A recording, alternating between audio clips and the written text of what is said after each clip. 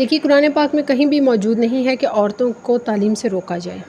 عورتوں کی تعلیم پر خصوصاً اللہ تعالیٰ کے رسول زور دیتے تھے۔ ہاں مگر یہ جو آج کی عورت جس تعلیم کی خواہاں ہے وہ اس کی حدوں سے دور ہے۔ وہ تمام چیزوں کو ترجیح دینے لگی ہے بے حیائیوں پر۔ آج کی عورت دیکھیے جو حقیقت ہے وہ حقیقت ہے۔